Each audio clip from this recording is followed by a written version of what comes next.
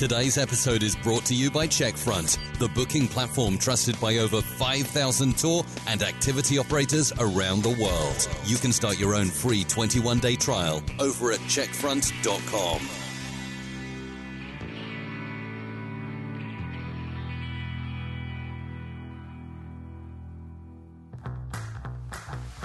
Welcome to the Tourpreneur Podcast. Travel industry veteran Shane Whaley will take you on a journey with fellow tourpreneurs, sharing their tips, ideas, insights, and success stories to inspire you to make your tour business the best it can be. And now, please welcome your host, Shane.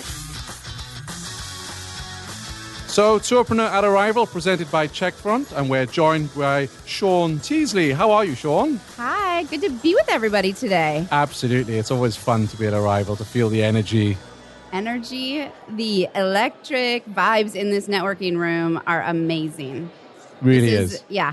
I've worked for Arival for a year and a half, and it is addicting to come to one of these conferences. Just the pure passion and meeting everybody, hearing their stories, the creativity that goes into tours and activities, it's none else. Absolutely. It reminds me of a reunion in many ways, because you get to see people that you haven't seen for a year and you talk to you see on social media, and we're going to talk a lot about social media, yes. Or via email, but when you actually get to meet, shake hands, give a hug, and hear what's going on, that's what I really love about Arival. Yes, completely. We create the space for people to brainstorm and network and just exchange ideas like we're going to do today. Absolutely. So Talk about social. Yeah, I was keen to talk to you because you are a social media ninja. You do all the social media for Arival, so I see all your stuff every day. And I thought it'd be a really good opportunity for you to come on the show and just share a little bit about what you think are some really solid tips for tour operators who are out there. We know you've got to get better at social media. What would be your top 3 tips for our listeners today, how they can improve their social media presence based on what you've experienced and what you see other tour operators doing? 3. Okay, we're going to reel it in. I would start with hashtags. Yep. If you're on social media and specifically you're using Instagram, don't forget the power of the hashtag. If you don't have a hashtag, create one. But before you create one, look to see if there's one for you already out there. It's amazing how creative tourists can be. And if you haven't been paying attention to your own potential of a hashtag, there certainly might already be one. Right. So what's the benefit of having your own hashtag? It's a way of categorizing your content or other people's content that is similar. So if you were a bike tour company, you may have a specific branded hashtag, but then you can also use the more generic hashtag, which would be just hashtag bike tour. Yeah, absolutely. So for this event, for instance, I see hashtag Arival event. Mm-hmm. Yes, exactly. So I just did that this morning. I took a photo of our mobile studio here and tagged Arival event. So that means I can go through and see everyone's posts that... Yes. So on Instagram you could look, or on Twitter you could look, on LinkedIn you can be looking, and it just helps categorize everything that's happening and anybody using the tag. So not just Arival uses our own hashtag,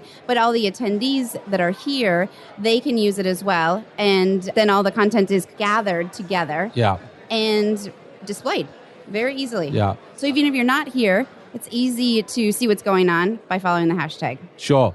And I guess also a tip would be to check out what our competitors are using as hashtags, right? Absolutely. Yeah. And when you start thinking about hashtags and your branded hashtags, you can do a couple. For instance, like Arival has Arival event, but we also have Team Arival as well. And we have, because now we're doing podcasts with you, we are doing Arival Voices. So we have a few branded hashtags depending on the type of post, but I wouldn't get too crazy with it. You know, maybe 3 max. And to use one branded hashtag per post. You don't want to use all 3 of them on the same post. Right. So then would you say, for example, hashtag Shane's boat tours, and then another hashtag later on saying hashtag boat tours? Yes. And one that helps with your geographic location, too. Yes. So if your location was Orlando, then hashtag Orlando or local Orlando, something to that effect. And that hashtag strategy, does that work for all the social media channels? So how it works for Instagram, is it the same for Twitter? Yes. And LinkedIn is newer to the hashtag community.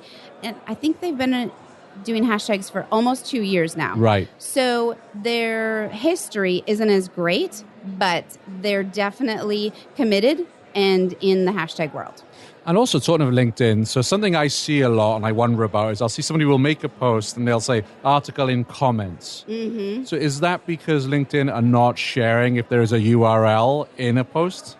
Great question. Yeah, just like any of the social media channels out there, I hate to use the word ding, but your post isn't as likely to be shared out to maybe even your full dynamic of followers. Yes. If you're sharing too many links. Yeah. So it's a game in working the algorithm system. Now, does LinkedIn, do any of the networks actually come out and say that? No, but all of the gurus in the social media industry have tested it and then go that route. And I guess it makes sense in that LinkedIn or whoever, they want you to stay on their platform. Of course they want you to see their ads the minute you go off.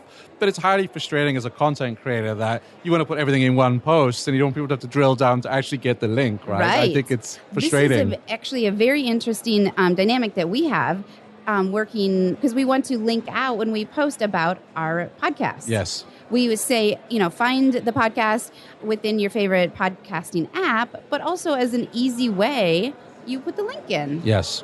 And we are still going that route of putting the link in.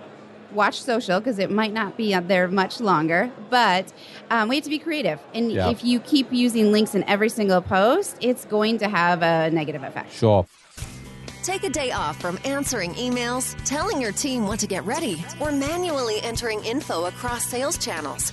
Actually, take many, because Checkfront will help manage your bookings. Guests book and pay however they want. Your team has the tools they need to operate smoothly, and your calendar always stays up to date. Now, what will you do with all that extra time? Checkfront. One booking platform, limitless possibilities. Find out more at checkfront.com.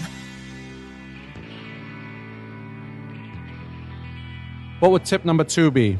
If you're on Instagram, using the link in bio drop down so that because LinkedIn limits you to only having one URL on your whole profile, if you post about multiple different things and you're constantly changing your URL every day, every other day, then somebody that saw a post a few days ago doesn't get to experience that link that you may have shared. So by using this tool, for instance, Linktree, that gives you the opportunity to put one link in there, and then it drops a tree down of the different links that you may be driving traffic to. Fantastic. Is that something Arival is using? Yes, we use Linktree. So we can, people who are listening to the show can actually go to the Arival. Take a look for an example. And see how you're doing it. No, I think that's really smart because they don't allow you to put links into Instagram, correct? They allow you to, they're just not live. And then that annoys your viewers and visitors because the link is there, and if it's a very long link, you can click on it, and it's just highly annoying. Sure. What would your third tip be? It also goes along with what we were talking about hashtags, but looking to see what other content is out there from your guests who have been on the trip or a tour or an experience that you've had, but also seeing what your competition is doing. So through research on your hashtags or on hashtags that you would anticipate, you can go through and see what else maybe a bike tour operator that's across the country may show up in that same hashtag query that you're doing.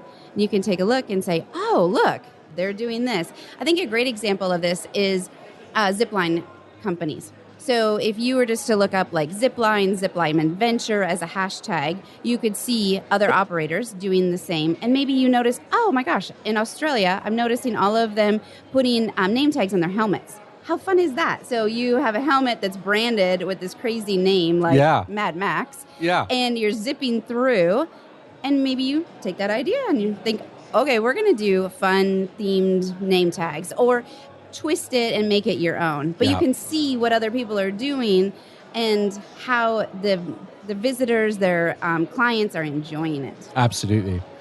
Can I ask you, because I always get confused with what exactly is an Instagram story and a Facebook story? Are they the same? Are they different? How do they work? This is its own podcast alone. Okay, so we might have to revisit this one. No.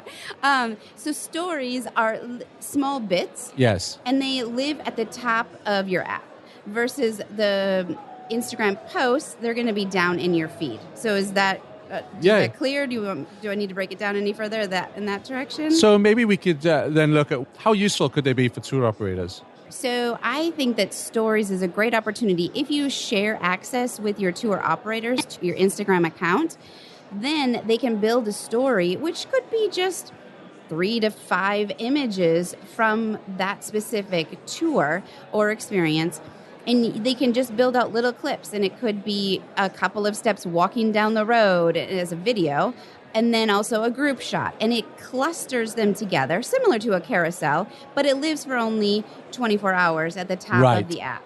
Understood. So in that sense, it's fun, but it doesn't have to be as curated as some of the things down in the regular feed. Yeah. Because of, if for any listeners out there that don't understand the idea of the 9 grid or the 12 grid, you want your 9 and 12 grid to synchronize and look well and branded. But if you give access to your tour guide, they may not have that same eye, but it's certainly fun to post images from a tour. Definitely. And so giving them some creativity that doesn't affect your 9 grid is brilliant. And it also gives those guides just a fun opportunity to share what's going on from their tour and not have to wait later to post it and have whoever does their social media post it out. Well, thank you very much for giving us some of you. I know you're incredibly busy here at Arival. We've hardly scratched the surface. So my final question to you is, would you come back on the show and take some questions from some of our tour operators on social media? Ooh, yes. Let's do the full hour. Yeah, let's post out that we're going to have a session. Yeah. And ask for questions, and we'll do a whole Q&A. Sounds fantastic. Oh, I Thank love you. It. Yes. Thanks for listening to the Tourpreneur podcast. Be sure to visit tourpreneur.com to join the conversation and access the show notes, including links to the resources mentioned on today's episode. This is Tourpreneur.